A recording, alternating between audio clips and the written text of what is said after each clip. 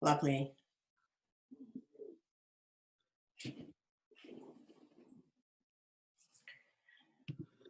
So can people hear me? I'm not sure if we're all, yes, yes, thumbs up, seeing the nods. Excellent. Wonderful.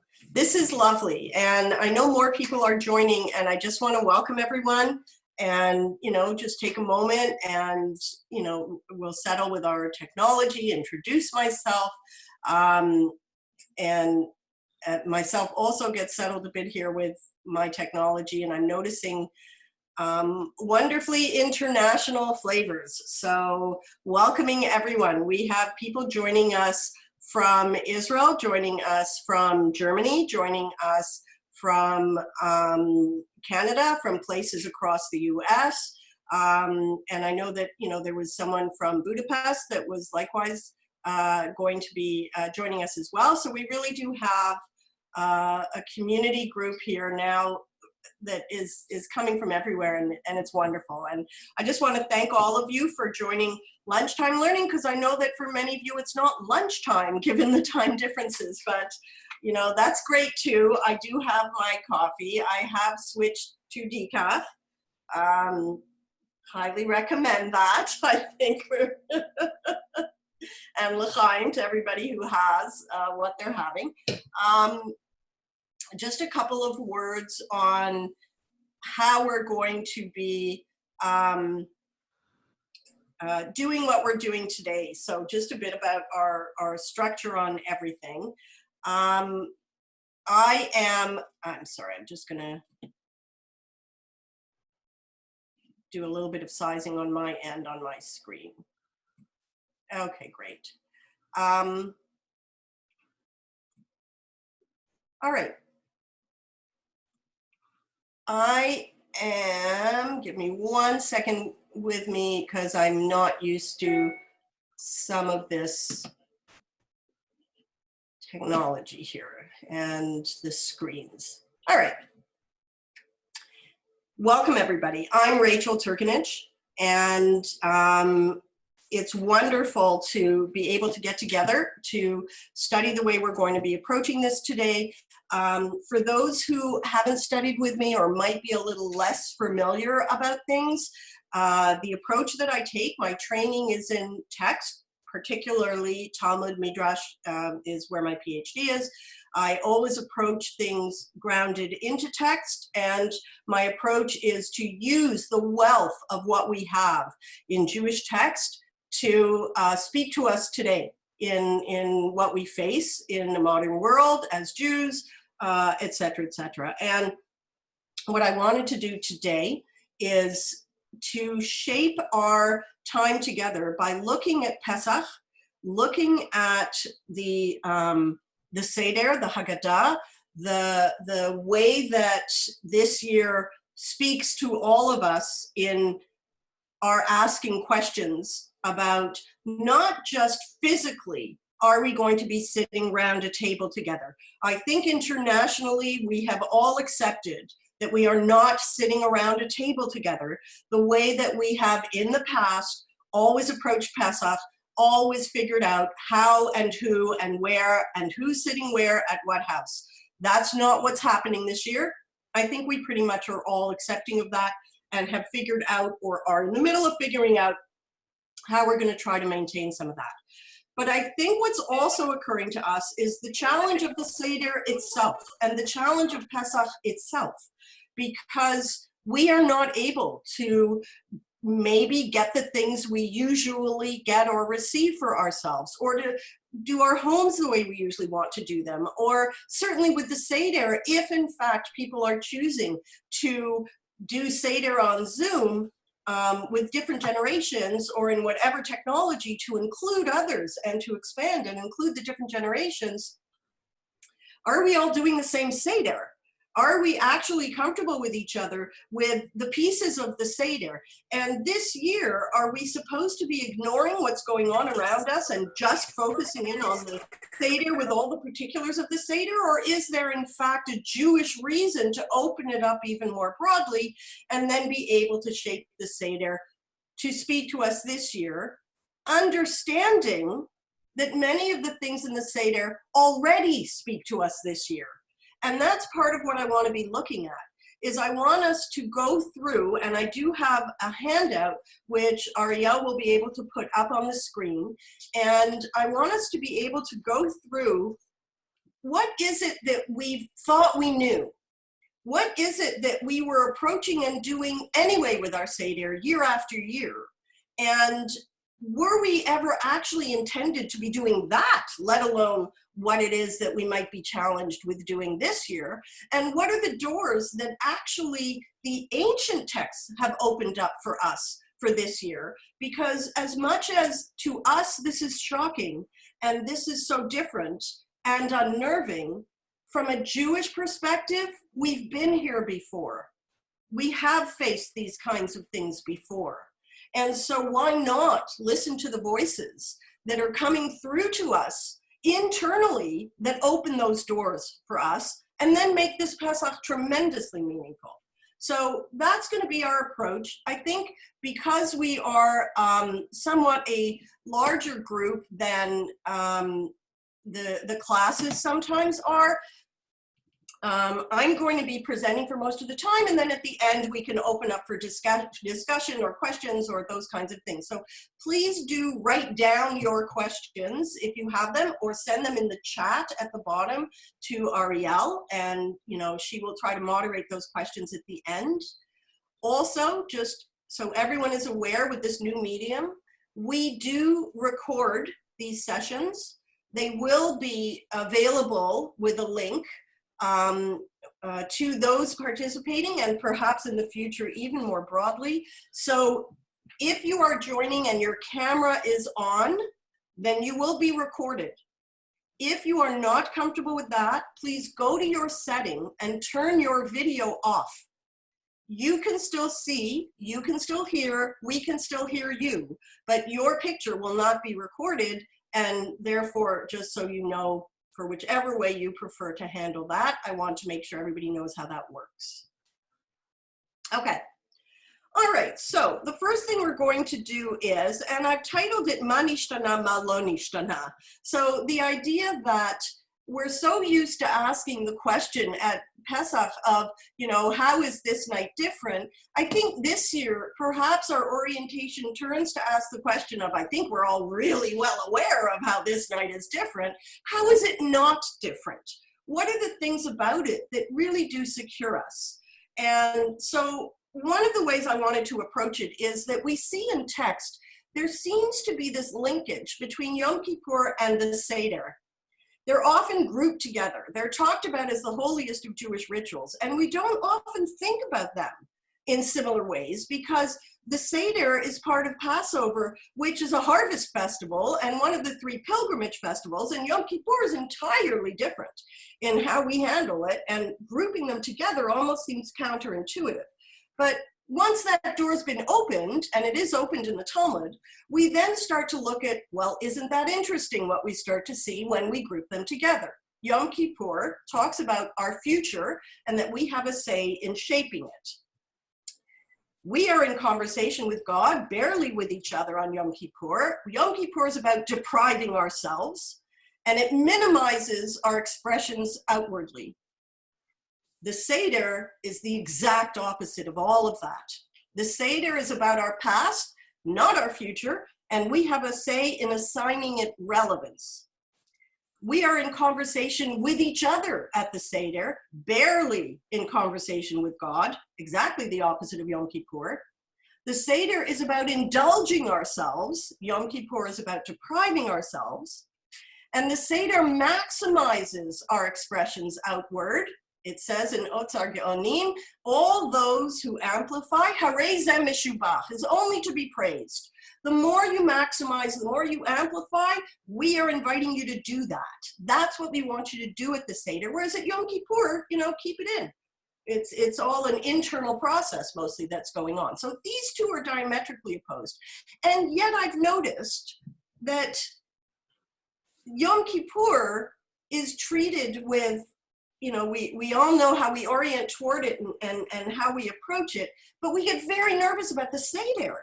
This year, everybody's very worried about how are they going to do the Seder. But the Seder, if you look at that list, is the one where the rabbis were saying, relax about this one. This is the one where we open the doors. This is the one where you indulge yourself. This is the one where you allow yourself to express and to personalize it and to do what you need to do. And yet everybody's so nervous this year, I'm going to do it wrong. And it's almost as if the rabbis are saying, I'm not sure how you would do it wrong.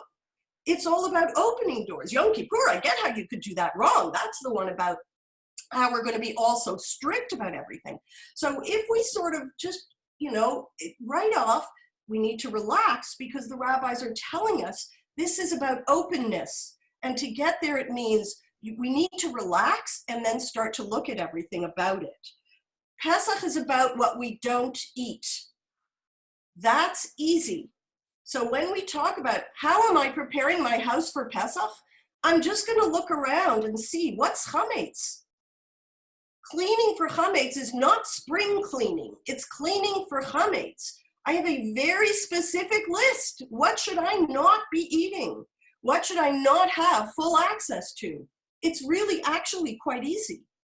So Pesach is about what I'm not going to eat.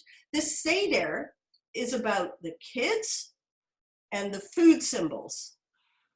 Again, it's very straightforward. It's very open. It's very easy. All of that is in place that basically tells us things are different this year, but it's still quite doable very much in a calm way and very much in a Jewish way. Once we return and we realize if I'm back to basics, that's what I'm talking about. So if we start, and we're going to go back now, we're going to say the Seder that grew. So if we continue down in the handout, okay, there are 7 different mitzvot. So the way I've shaped this, first of all, and I just want to say, Jewish communities are different from one another. They should be different from one another. We're a nation, we're a people. God bless us, we need to be different from one another. And so that difference is wonderful. The communities are different. The decisions that people make, they'll make, as we're told, within their communities. So everything I'm presenting here, I am presenting from authorities that are bringing us halacha. They're bringing us Jewish law so that we have our boundaries. And for any community that is within halacha, within Jewish law, these are the boundaries. Other communities that might be within halacha, like the conservative movement, likewise, these are the boundaries. The Reform and Liberal movements are very much informed by these boundaries. So no matter where we are on the Jewish spectrum of things, this is the information that will speak to us. And then each of us in our homes will make our decisions about what's appropriate for us, what's appropriate for our community, what speaks to us. These are really meant as guidelines of information for personal choices, because Jewishly it's always about free will and informed choice. I will make my Jewish choice because I have the information. So what I'm doing today, I'm hoping, is opening those doors to give the information. So the information I'm giving, and I'm citing my sources always, are within a halachic frame so that everybody knows where their comfort level is and what would be appropriate for this year for them. So when we look at the Seder, first of all, there are 7 different commandments, 7 different mitzvot that we perform at a Seder. 2 of them are from the Torah. The first one, tell the Exodus story. The second one, eat matzah. We're done. That is what the Torah tells us, because anything else the Torah is going to tell us, we can't do it. The Torah is going to tell us to bring a certain sacrifice. We don't bring sacrifices. The Torah is going to tell us how we share that and how long we have to eat it. And we don't do that anymore. We can't do that. So there are 2 that we do from the Torah. The other 5 are going to come to us from the rabbis. The next one is from the rabbis. Eat maror, eat something bitter. Eat the afikoman. The afikoman, as you'll see, will be that piece of matzah that we hid. What's important about the afikoman is we hid it and we found it. That's what's important. because all the Seder does with food is speak to us with symbols. It's very important, says the Seder, that we recognize that parts of the world around us are hidden, and we seek them, and we want to learn from them. That's the Afikoman. Number 5, say Hallel, praise. And number 6, drink 4 cups of wine. Number 7, engage in acts of freedom and aristocracy, which we usually express with traditions like lean on a cushion and don't pour your own wine. So the idea that how we sit, because servants eat standing up in the ancient world. They don't sit. Sitting is considered the luxury of the master. Leaning, how much more luxurious of the master. And nobody pours their own wine, because when you are free and part of the enjoying the luxury and the indulgences, then other people serve you. We are not doing that at the Seder, but we do have some traditions like pour the wine for your neighbor, let the neighbor pour the wine for you, pour each other's wine. These are just symbolic of the idea of noticing in our world the difference between privilege and non-privilege, in the mundane, in the nuances, in the small things. The one thing we want to remember about the Seder is it didn't mean for us to do a little like school play around our table of, oh, it said to lean. Oh, it said pour, okay, pour. And it's not meant to have us mimic. It's meant to open doors so we can talk about things. In our world today, people who stand eating up are not slaves, they're overworked. They're people who don't think they have a lunch break where they can sit and go somewhere and sit and eat. They're going to eat as they're moving and doing things. That's the nuance of the posture of eating that talks about privilege and non-privilege. People who serve themselves, people who, right, that it's not about the wine pouring, it's about the nuances between privilege and non-privilege. Those are the things the Seder traditions are meant to tease out of us. So we start with, basically the Seder tells us you have 7 different commandments. Here they are outlined. If we can continue going down to how the Seder builds, so we go down in the handout and we begin way back originally with the Torah, where the Torah tells us one thing about what we should do. If again we take out like the whole sacrificial thing, which we'll see, the Torah basically says, tell your children about this moment. That's what we're told in the moment. So in the book of Exodus, the one thing Jews are instructed is tell the next generation what this moment is. Everyone should understand this moment. From there, we go on, as we see in the Talmud, when the temple was there, Jews would bring our sacrifice, because we had to bring a Pesach sacrifice, and we would sing songs of praise with the Levites. That is how we did this. So we tell our children, we bring a sacrifice, and we all sing with the Levites songs of praise. It's wonderful. It doesn't look like anything we're doing, but it certainly is the little nugget that's going to grow from there. It then says, again in the Talmud, if you take the sacrifice home to eat it, sing more songs of praise, and tell your children the story of Exodus in your own words. The importance is connect with them and tell them the story. Eat together and sing songs of praise. Praise is important because praise is something a free person can do. People who are enslaved, praising someone is not high on their priority list. Survival is high on their priority list. Praise is a luxury. It's an indulgence. It's something free people do. And so we actually teach each other to praise. We teach children how to praise. They don't naturally walk around praising. So it's something that we bring to the world because we can. And Exodus and the Seder, right from the very beginning, even before all of this, it said, make sure you are showing your children and you yourself remember how important praise is. It's a moment of freedom. So it's there right from the very beginning. By the time we go to the 1st century, the sages we see in the Talmud begin to discuss charoset. Charoset is that thing on our Seder table that looks like bricks and mortars, kind of brownish looking. It's sweet. It's actually sweet. So it's something we make and it's on the table. And for the very first time in the 1st century, we start to see texts where they are referring to charoset. So they have something like it, but we are not yet commanded to do anything with it. We just hear that it suddenly is there. So it starts to become introduced as a sign. We then see children are invited to ask questions during the meal, and if they don't, the father will prompt them.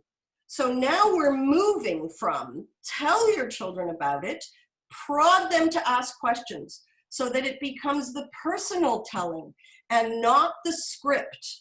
They want to be very careful that this maintains itself as a dynamic and that you're not just scripted to read words.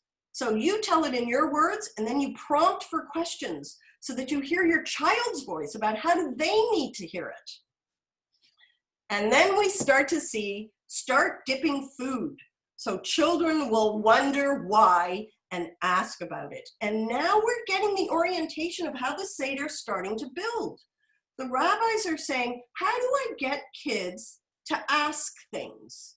Because the challenge they have is the same challenge we have. I may know for sure, this is information my child needs. Whether it's about Judaism or whether it's about the world or whether it's about how they found a partner or whether it's about their education, doesn't matter. I may know this is information my child needs. Now my next question is, and I know they'll ignore it. So it's, if I bring it to them and I say, you know, mommy knows, like this is stuff you need, that isn't how I'm going to get them to engage. I need their voices to tell me, how do I shape the information so that it now is relevant to them? And the only way I'm going to get their voices is to do something they don't expect. And when I do something they don't expect, they'll ask. So the rabbis say, start dipping food. Take the forks away. Take the spoons away and start dipping food. How do we know this? You know that part of the Seder, right at the very beginning, where you wash your hands without a bracha, right? It's urchatz, just wash your hands, no bracha. And of course, then you're going to ask, why? Why am I washing my hands? No bracha. It's the bracha that actually makes that ritual important. And the answer is, well, we're telling you to wash your hands because you're going to be dipping foods, and there's a tamei thing. There's a purity thing about what might have been on your hands and whether your hands are wet, and those foods can now transmit that kind of thing. It doesn't matter to us today. It matters to them in the world they live in. We've maintained it as a symbol, but the reason they said to do it was because they're also telling people, put your utensils away, touch the food. Don't use forks, don't use spoons, don't use knives, dip everything, because your kids are suddenly going to sit there and say, where's my forks? Where's my spoon? And now they're going to ask. So we did it because we want them to ask. And we see that happening in the Talmud. Start doing strange things at the Seder to get your kids to ask why you're doing that. Where did the forks go? They'll all ask where the forks went. So we start to see the dipping. Our earliest source of the 4 questions is in the Jerusalem Talmud, and interestingly enough, there's only 3 questions there. So we know this builds. This is a document that starts with a nugget and then starts to grow. By the 2nd century, the temple is destroyed, and now the whole thing has to build. And it builds in a new reality, and that's Rabban Gamliel, who sets the Seder and gives us our minimum. And the minimum now is Pesach, Matzah, Maror. It says it right in the Haggadah. If you do nothing else, do this.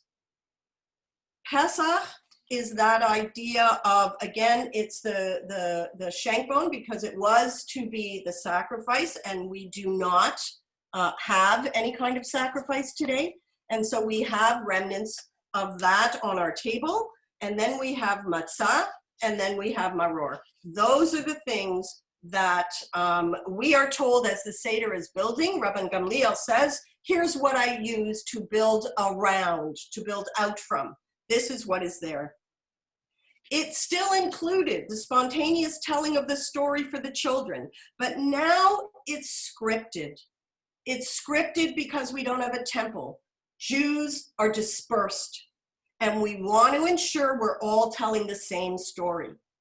So the rabbis are going to do what they've done with other things in this regard, write it down. They know it's not preferable. They've told us they don't prefer that, but their worry that we will not all be sharing the same story overcomes the worry that they're writing it down. So they write it down with the caution that we shouldn't just read it. This is telling our children.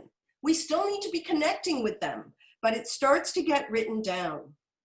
The Talmud remains in debate mode for the Haggadah. The Haggadah never closes. By that I mean all Jewish text closes. We get to a point where we say, enough, we're publishing, it's done. That way, any Jew anywhere in time can pick up this book and it'll look the same. I pick up a Talmud, I open it up, and it's exactly the same Talmud that thousands of years ago Jews were looking at because it closed. We close our books. That's how we make sure to preserve them. Anything else will remain outside and we'll name them other things. So we have a Mishnah, for instance, it closed in the 2nd century. Anything from that time period that didn't get in is now in a book called Tosefta. We will name it something else so that we can navigate our canon and make sure we all have the same document. The only book that never closed is the Haggadah. It didn't close on purpose because the rabbis were saying, but you're supposed to add to it and it's supposed to shape to you. If I close it, I've defeated that. So it doesn't close. And when we look in the Talmud, it remains in debate mode. They are not agreeing about the kinds of things that should be discussed and how they should be discussed. And if you look in the Haggadah, the debate is in there. So when some of them are saying, you know, it was 10 plagues, and another rabbi is saying, what, are you kidding me? It was 50 plagues. And another rabbi is saying, 50, they should be so lucky. It was 250 plagues. That's the debate. And the Haggadah is saying, look at this. It's not about, I didn't give you a script. I gave you a model. Debate, discuss, bring your ideas.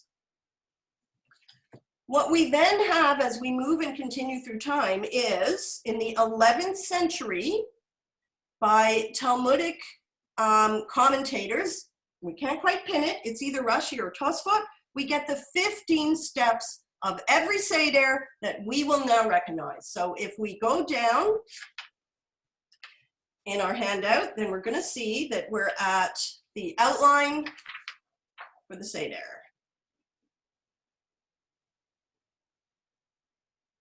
This is the one where kids are taught to sing it. It's called the order of the Seder. And it starts with, now, for reasons we're going to come back to later, I have asterisks and italics. Ignore them for now.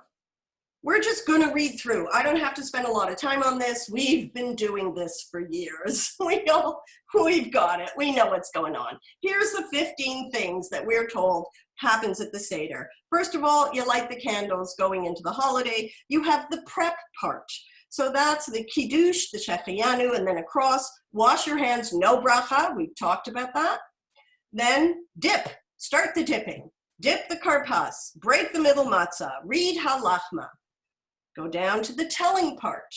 Ma Nishtanah, the 4 questions. The answer, Avadim Hayinu, the 4 sons. The promise, V'hi She'amda. The wandering Jews, all that part about we went hither and yon. And then how we started as idolaters, then the plagues, Dayenu, right, the endless singing. Pesach Matzah Maror, the thing Rabban Gamliel said, there's your core, there's your nugget. Then in every generation, each person should see themselves. We say Hallel, or that part of Hallel, 2nd cup of wine, wash our hands with the bracha. We do Matzah Maror, Korech, lots of dipping, lots of eating, sandwiching, eat. Then afikoman, right? Find it, eat it. Post-dinner, Birkat Hamazon, 3rd cup of wine, open the door for Eliyahu to come in, 4th cup of wine, more Hallel songs of praise, lots of other songs. Next year in Jerusalem, we're done. 15 things that are going to order this ritual. 15 things that create a frame. What we tend to have to do through history is make those 15 things the script. And there's a difference between a frame and a script. So once we've got that, we're going to keep moving. The first question is, what's the goal?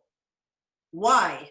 Why are we told to do any of this? For what started as 2 commandments in the Torah and then grew to 7 and then grew to more and more. Now we have 15, and what's the goal? And it's clear, and it always stays consistent. The first goal is to educate a child. The second goal, experience something from your Jewish core. Experience it. Don't make it up.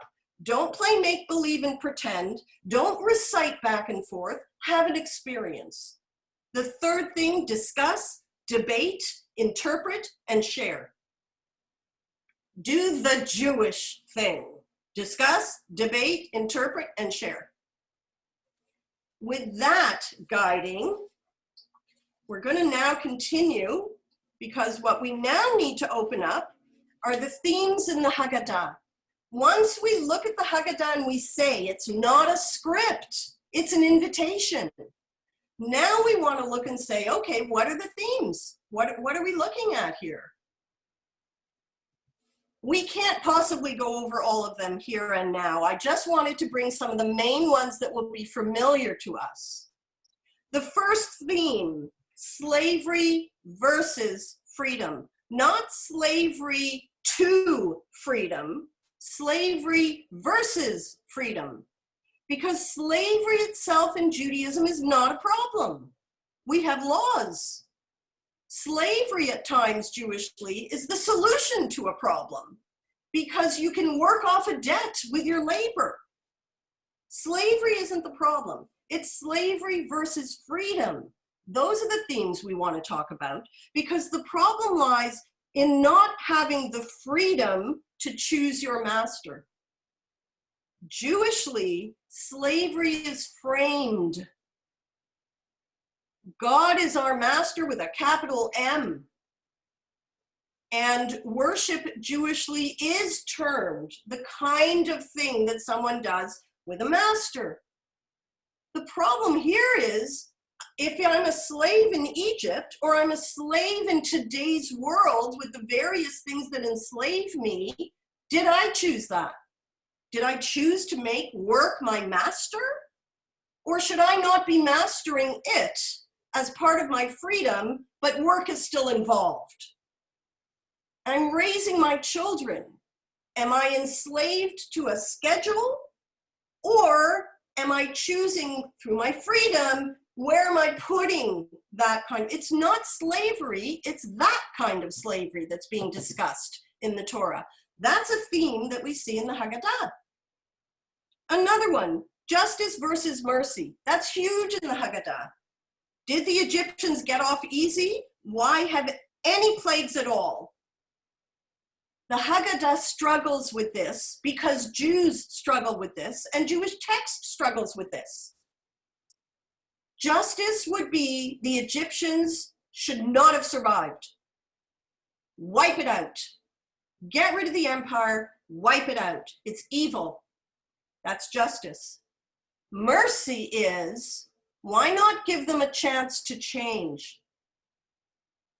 And when we look at what the Haggadah is doing with us, it's constantly pushing and pulling us back and forth between those two. So on the one hand, we're going to list those plagues. And on the other hand, we're told, dip wine out of your glass when you list those plagues, because there was human suffering. And wine symbolizes joy and celebration, and we don't celebrate that kind of thing. Well, either I'm happy about the plagues because it got it out and they got what was coming to them, or I'm not happy about it. What are you telling me to do? Both. We list the plagues, and then the Haggadah tells us, you know, there was a rabbi that was so uncomfortable with this, he would give them initials. Ditzach Adash Be'achav. And we read that after the plagues. And because it's become a script, we read it and on we go. But we're supposed to be asking, why is he giving them initials? And everybody else is just listing them, and he's giving them initials because he's not comfortable with them, because of how much destruction and human suffering there was. Whereas you have other rabbis who are saying, are you kidding me? Only 10? God should have given them hundreds of plagues for what they did to us. They were breaking babies into those pyramids. 10? And that elicits the discussion, justice or mercy. What do we do? By the way, you'll notice that after those 10 plagues, we're singing Dayenu. So we're singing, it would have been enough. If God had only done this for us, I'd have been happy. That's mercy. Listing those plagues, that's justice. By putting them next to each other, the Haggadah said, now, talk it out, debate it. Because this has to be happening in your world, this whole argument of justice and mercy. And of course it is. So when the rabbis are saying each and every person should experience this as real to them, it's because they gave us a document that said, this is real to you. You will experience this. Just start talking about it. All we're doing is opening the doors. It then says joy, another theme, joy versus suffering, also huge in the Haggadah, is I have symbols of suffering in my table. Why? Why do I have symbols of tears? Why do I want to remember that? Why do I want to symbolize that? Why would I want to dip something in salt water tears and give it to my child and say, taste that? Why would I want to do that? The idea that I have joy and I have suffering, and somehow I've been told to commemorate them both. Why? And then we have texts, which I brought only one, again, because there's so many of them. It says in Yalkut, they've noticed that the Torah never commands us to rejoice at Pesach. It commands us to rejoice every other holiday. So they're asking another answer to the question of why the Torah gives no command to rejoice, even once during Pesach.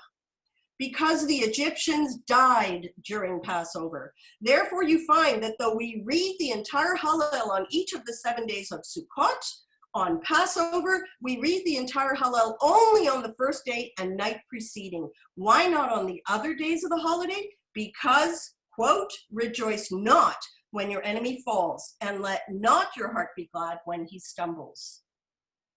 So they are telling us we had an enemy. They were horrific monsters, but there's a line. And the idea that our suffering should never lead us past that line. So we put tears on the table and we remember moments of suffering, and we remember it does not justify crossing that line. There's your debate. There's the tension in the Haggadah, joy versus suffering. It's all on our table all the time, and it's in the book. Now, we get to the end of all of that, and there are many midrashim, which I've included here just mention of. Israelite women were hiding Egyptian babies during the last plague, the death of the firstborn. They were collaborating with Egyptian women. They were nursing Egyptian babies, trying to save them. Because right from the very beginning, we've had these tensions going on with what's going on at that holiday. And then in the end, if I can't decide which side I'm on, is it joy, is it suffering, is it justice, is it mercy? I don't know. Then the Haggadah says, well, do what Hillel did and make a sandwich. take the symbols of the suffering and put the sweet thing in there and make sure you got a bitter thing on top, sandwiches and eat it, because now you're saying, I honestly don't know. And it's a true moment. Those are the symbols on the table. That's why they work. They work because we ignite them. Otherwise, they lie there on our table. Now we get to we've got all the history and everything. We're still moving through time and we're approaching today, right? So what happens as we get closer to today? How much can I bring of my experience to this very ancient thing? Can we introduce new interpretations to the established symbols? So can I look at the salt water and say, that's not just the tears of Egypt, that is also the tears of, and now I can introduce something. Am I allowed to open those doors? So I brought text, and I've centered it on the 4 cups. The commandment is to drink those 4 cups of wine. That commandment usually centers on the Torah because there are 4 verbs that are used in the book of Exodus as God is planning to get us out. So one verb is I brought you out, right? Vehotzeti, vehitzalti, I saved you. Vega'alti, I redeemed you. Velakachti, and I took you to me. Those are 4 verbs. Each verb gets a cup because they're steps to our redemption. Pretty much set. Day schools teach it, shuls teach it, we've all got it. If you ask a child, that's what they're going to tell you. Notice what the Maharal does, and the Maharal is an authority from Prague, very authoritative mystic. He comes out and says, the 4 cups are to represent the 4 matriarchs. Really? Those 4 cups that I was told are for the verbs of what God does. Now he's telling me, you know, they represent the 4 imahot. They represent the 4 matriarchs. So in other words, now I can't drink one of those cups without discussing one of the matriarchs, because that's why I'm drinking the cup. So he just added on, you should be talking about the women. You should be talking about the matriarchs. That's why the 4 cups are there. And then if you look at Chabad, and Chabad, by the way, is a newer Hasidic movement. So we're now even moving in time closer to today. Chabad says the 4 cups are for the 4 merits of Israel in Egypt. They kept their Hebrew names. They spoke the Hebrew language. They kept moral behavior, and they were loyal to each other. And I personally would push back on Chabad's list and say, they kept their Hebrew names, is what the Midrash told us. We don't know that from Torah because they're not named in Torah. They spoke the Hebrew language, which is interesting again, because I'm not sure that they had the Hebrew language that Chabad is saying they spoke. And I only found one Midrash, not many, that talked about that. They kept moral behavior is actually now reading against the Exodus text where Moshe sees 2 of them fighting with each other and steps in to actually stop that behavior. And likewise, they were loyal to each other. Again, pushes against the biblical text. So I now have Chabad telling me I can read those 4 cups even if I read them in a way that pushes against the biblical text. These doors have just gone way open for how I can look at those 4 cups, which means they've gone way open for how I look at the tears on the table. They've gone way open for how I look at all the symbols that are sitting in front of me. These are open doors for all of those things. If we continue now and we say, okay, in shaping my Seder this year, I am going to have different people joining me, perhaps, with different challenges in their lives. We're not all sitting around our table again anymore. We're all facing and feeling the anxiety, the worry, the tension, the disconnect, the challenge, all of us. Where in my Seder would I say, here's what should absolutely stay the same? Here's where the doors have opened and all of that other stuff should be invited in. The minimum halachic requirements for the Seder. This is from Rabbi Yaakov Warhaftig, the director of Orthodox Rabbinical Seminary in Jerusalem. This is his ruling. Here's what the minimum is on the table. 3 matzot, maror, charoset, karpas, a wing or a shank bone, and an egg. Have them on the table. There's your minimum. The minimum seder, now this is his ruling for minimum seder, not this year, but generally, and if we go back in the handout where we listed out the 15 things, and remember I said some of them have asterisks and or in italics, that is his list of minimum at a seder, all things being good. Not necessarily this year. Any other year, here's his minimum. Now, I kind of caution a little bit that the parts that aren't required often, according to this list, are the parts most families really enjoy. So the minimum here, if you look at what he's saying, you don't really have to do it. Notice Nishtanah, you don't have to be doing that. The 4 sons, nope. The promise that God will be standing with us, nope. Don't need to do the plagues, don't need to sing Dayenu.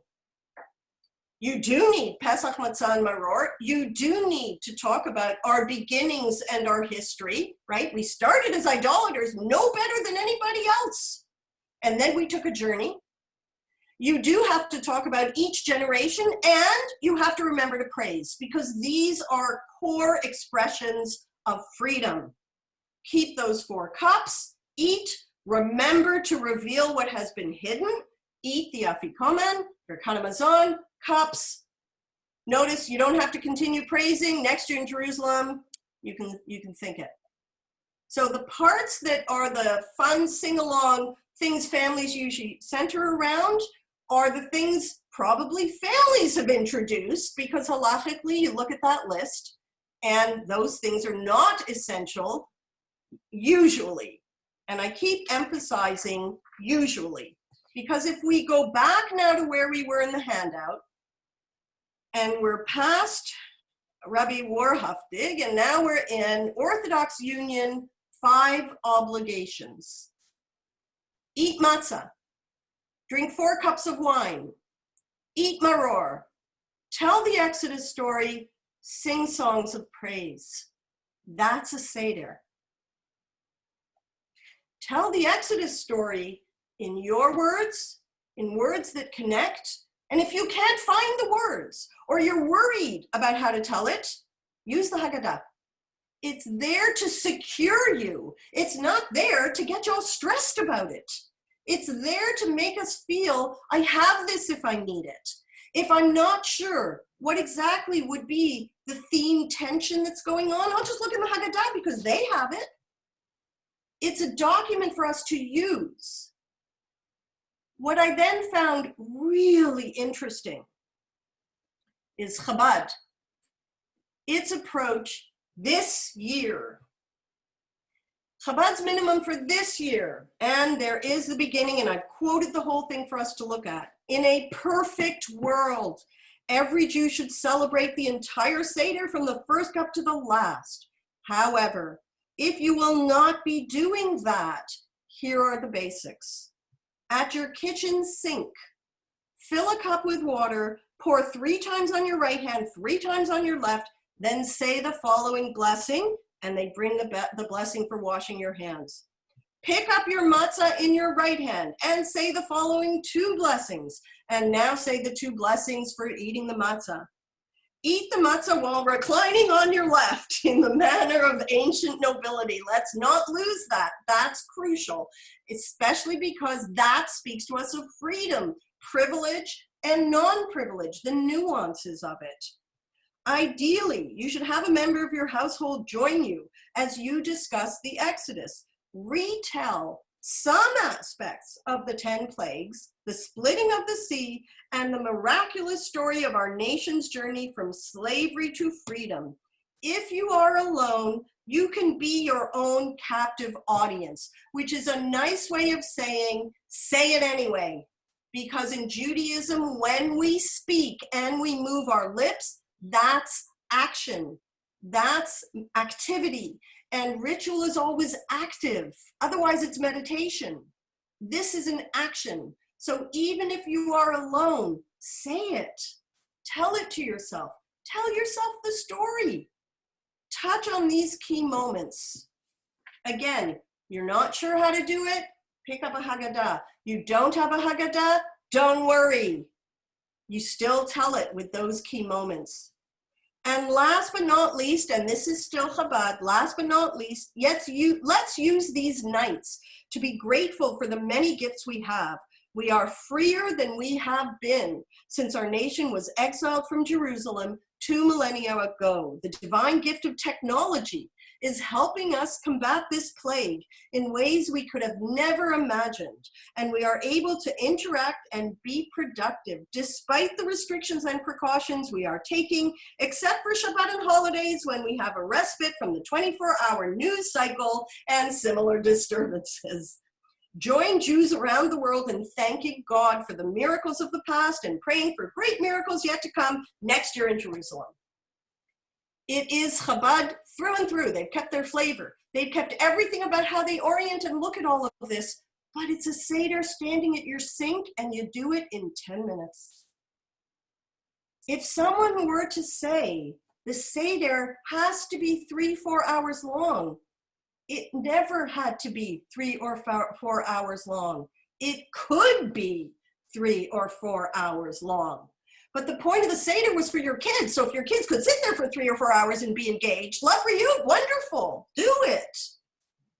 But always remember that even in the Talmud, we have key rabbis telling us they would cut things short to go start a Seder earlier for their kids and keep the Seder short.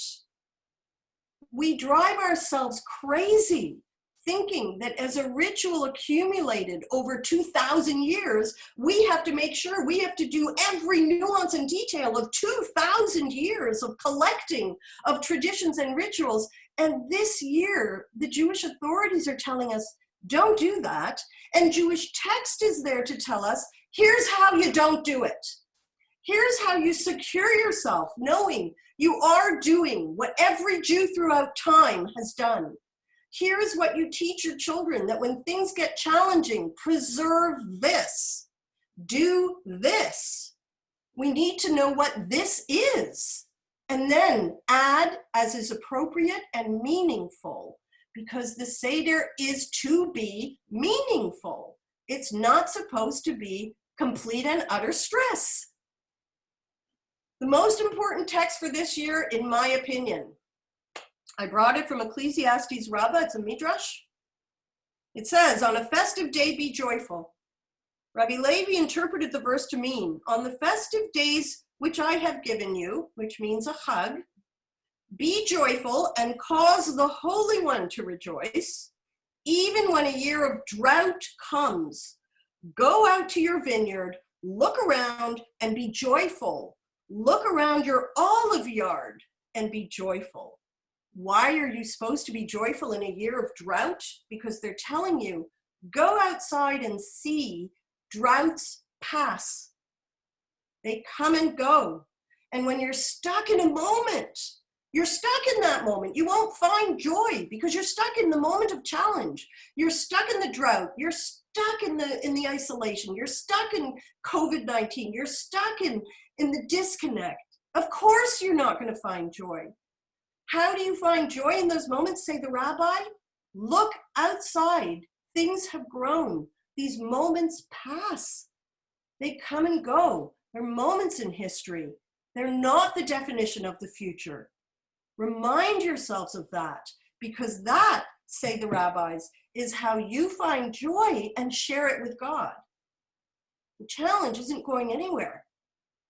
You have to remove yourself from that moment and then recognize around you that those moments aren't permanent. The last thing I'd like to offer is from the Mishnah in Psachim. It says, in every generation and generation, and this enters into the Haggadah as well, it is one's obligation to regard oneself as though they personally had gone out from Egypt. And so my question now becomes to all of us, What is our generational moment? The rabbis just told us. This is about you personally in your generational moment. That's what you have to bring to the Seder. And if you remember from the list with the asterisks and the italics, that part doesn't get taken away.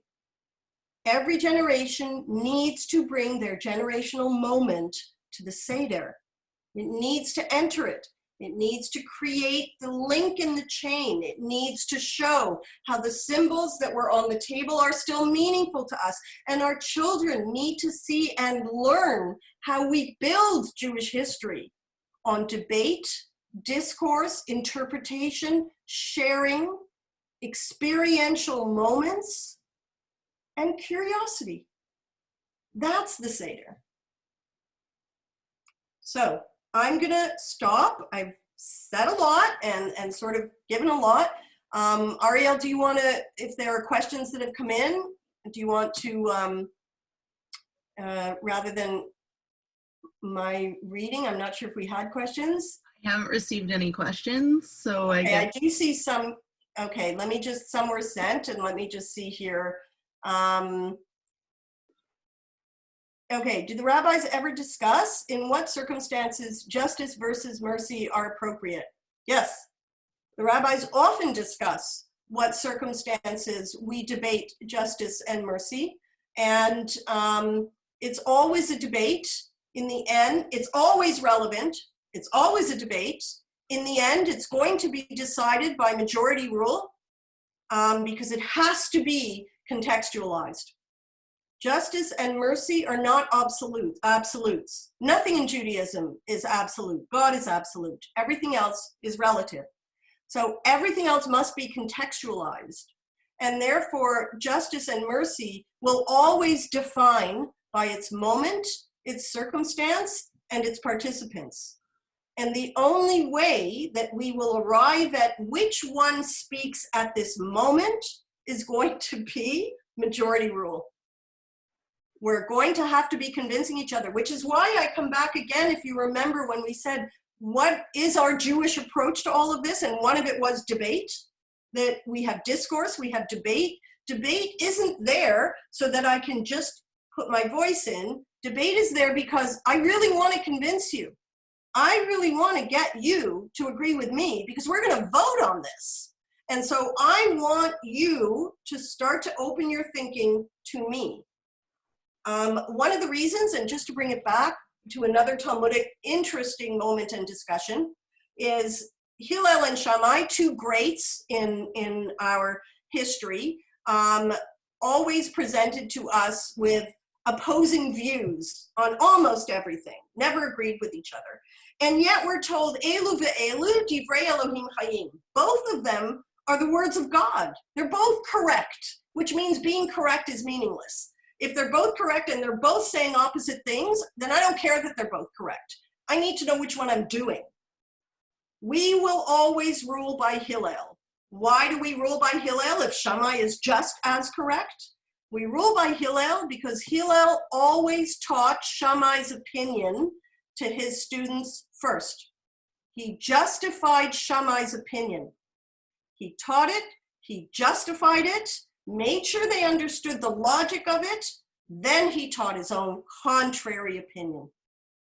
The idea that I debate with you because I open myself to hear what you're saying, because I respect that you're coming at it with a good heart and with intelligence. I open myself to it. I hope you open yourself to me. Now we debate, and then we're going to vote. So I very much want to be able to convince you. We can only do this if we're open. We can only do it as Hillel, right? I understand why you're saying, and I see the validity of it. Now I'm going to explain to you why I disagree. And so that idea of justice and mercy, same thing.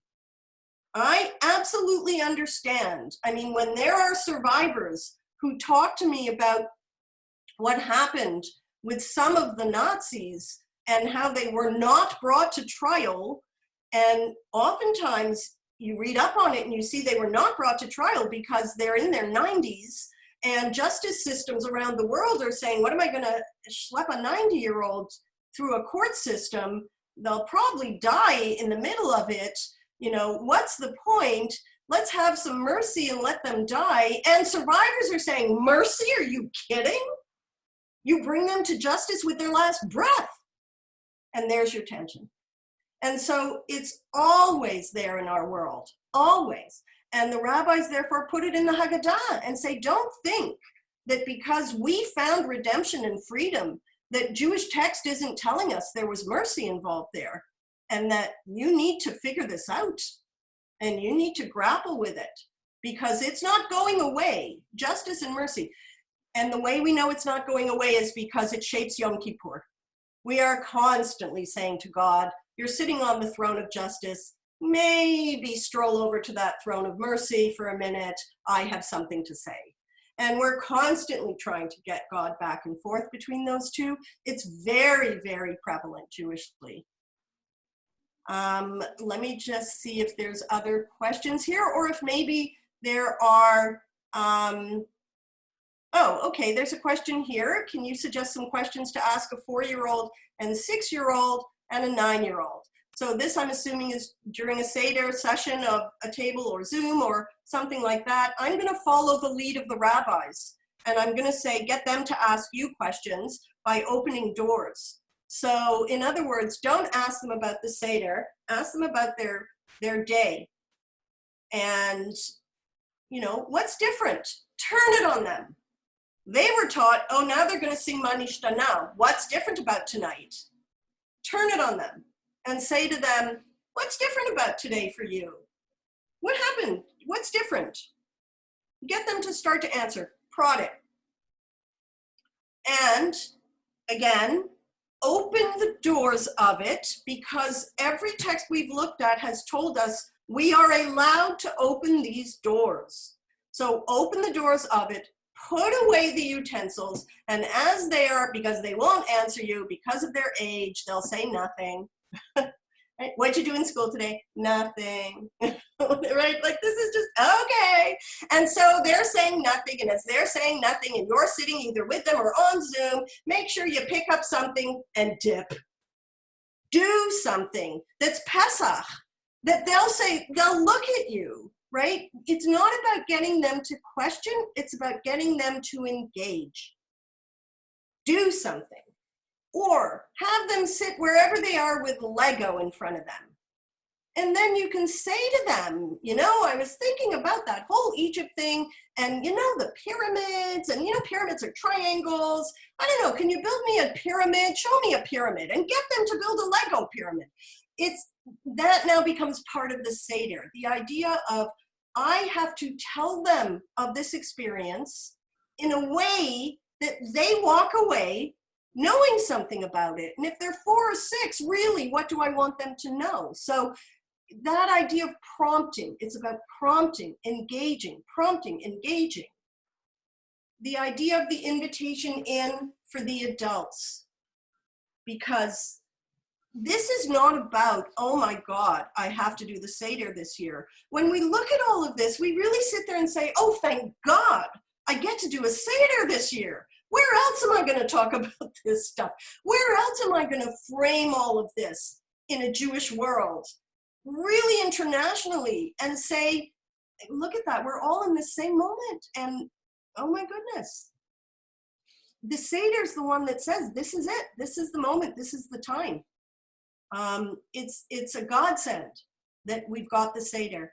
And in terms of, no, I didn't get to kosher my house, oh my goodness, I didn't, you know, do the cleaning I needed to do with everything, and get the huge shopping I needed to do with everything, and get to, just always remember, Pesach is about what we're not eating.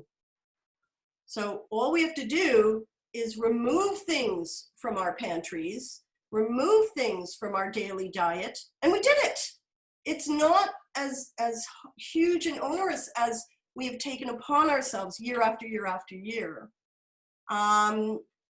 Okay, the question also has come in now, and there was a request about the electronic connections with family that some rabbis have endorsed this year. in an unusual, unusual declaration. So just a moment on that. And the idea is that there have been heters, legal permission in the halachic world with rabbis to use technology for the Seder, particularly things like Zoom, and the ability for everyone to see each other and to interact with each other online for the Seder. So there's a couple of things I think for clarity and understanding of how this has come out and what has happened. So a number of things that sort of are in the mix of that. And I think in some regard very helpful, and in some regard we feel the maybe not so helpful.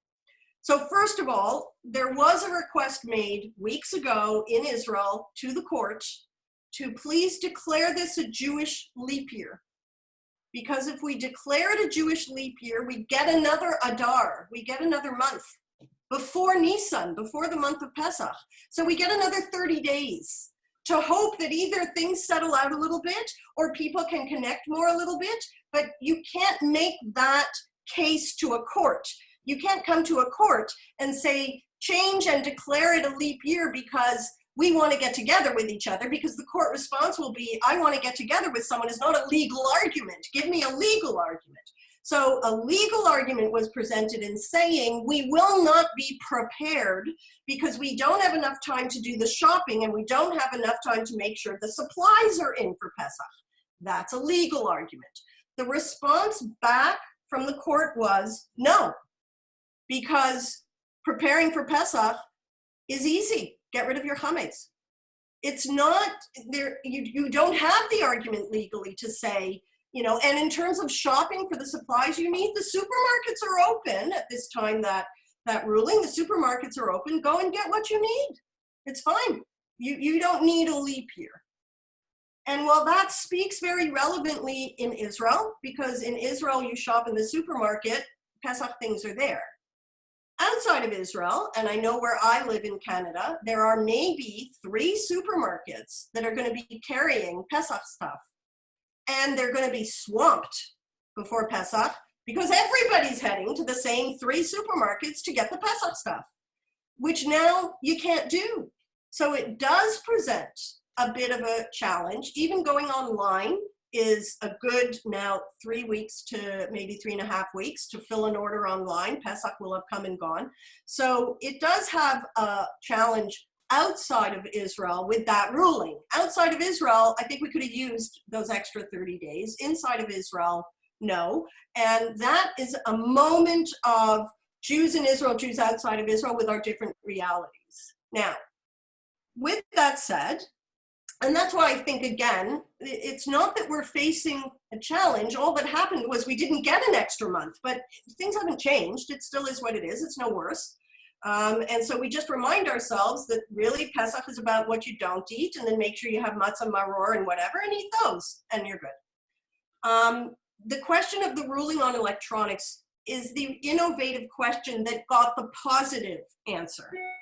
And what happened was that the idea of creating links for people to share these moments as a question of health, and that's how it got put, was for mental health, to allow not just sick people, because sick people is already, of course, if somebody's facing life or death, you're already pikuach nefesh. That already, we don't need a special ruling.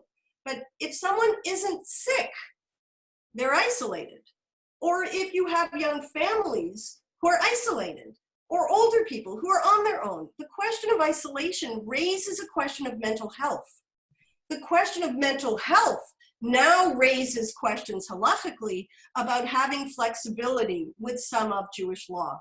So the question was electronic Zooming that gets turned on before the holiday and left alone, turned off after the holiday. So you're not engaging turning on, turning off, you turned it on, you left it on, and now you're looking for after it. The question of, is that okay to use? I believe it's 14 or 15 rabbis in Israel signed on to the heter and said, yes, it is permitted for reasons of isolation, loneliness, and mental health. It does not have to be someone who is sick. They're all Sephardic rabbis. There isn't a single Ashkenaz rabbi who has signed on to the heter. The Ashkenaz rabbis are saying no, unless life or death, but then that's not a heter, because life or death was always our open door for Jewish law, pikuach nefesh, we knew that. The heter from the Sephardic world is saying it's health that we're concerned with, we don't want to get people to life and death. The Ashkenaz rabbis are saying, no, don't use it. And I think that in these moments, people are going to be making their decisions with understanding which community is saying what, which community is saying what and why, what is appropriate for you, what is the mental health of everybody that you are with, what are the ins and outs of it, but that's the parameter of that ruling. So it really does, on the one hand, open tremendous doors, and on the other hand, not everybody walked through those doors. Okay, let me just see for some of these questions.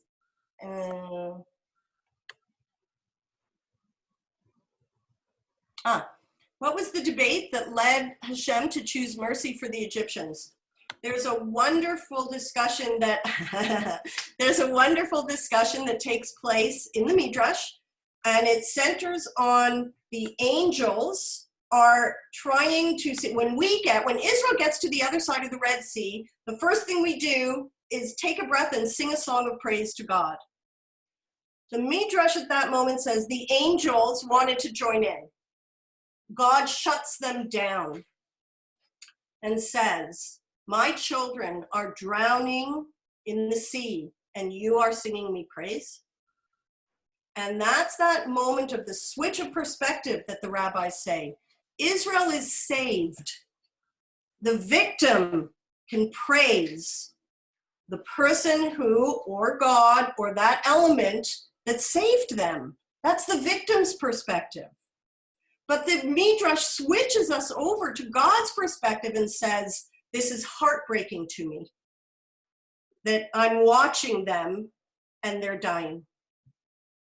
And that's that moment of empathy and that moment of mercy in understanding Jewishly that God is the divine parent of everyone. So of course there will be mercy that God shows, and of course there will be justice at times that God shows. Our perspective is our perspective and it is where we should be, but the Seder opens it up and says, there are other perspectives here. And that's where we start to hear the debate in the Haggadah. Let me just see if there are other... Why do you think the Sephardi rabbi's response is so different from the Ashkenaz rabbis? Whole other lunchtime learning session on that one. This is, again, we could go to history and watch it track as the two are developing, the different realities of Ashkenaz Jewish reality where they are, Sephardic Jewish reality where they are, the cultures and religions that are informing each, right? So we do have some people joining from Germany, and that is really the definition of Ashkenaz, because that's Germany and that's where Ashkenaz Judaism began and grew. And Sephardi Judaism is going to start to grow a little more closer to Africa. And those countries, the reality and difference between Christendom and a Muslim empire and the influences, and then Judaism moving out and beyond those places, but what also has integrated in. So that's sort of an organic thing to explore, and then the non-organic thing to explore is politics. And I think that's huge. I think it's also very relevant that it's Israel that this is happening in, because the rabbinic voices in Israel are part of the political structure. So, again, outside of Israel, we're very used to that it's not, But inside of Israel, religion and politics do actually hold hands. So it does have that extra nuance of politics as well. Okay, so what I am going to say now, I'm not really seeing too many other questions, and I'm very sensitive to the time because I know people are inundated with things to do these days, and I absolutely respect and understand.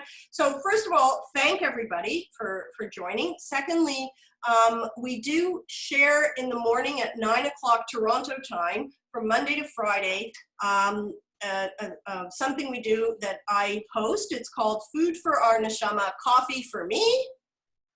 And we all get together with our coffee or whatever, again, in your time zone, and we just share 15 minutes, 20 minutes of something positive that we've heard, and just a Jewish moment also that helps us to connect and anchor ourselves for the rest of the day or whatever might be coming. We have a link for that. If you're interested, let us know. So that's Monday to Friday, 9 o'clock.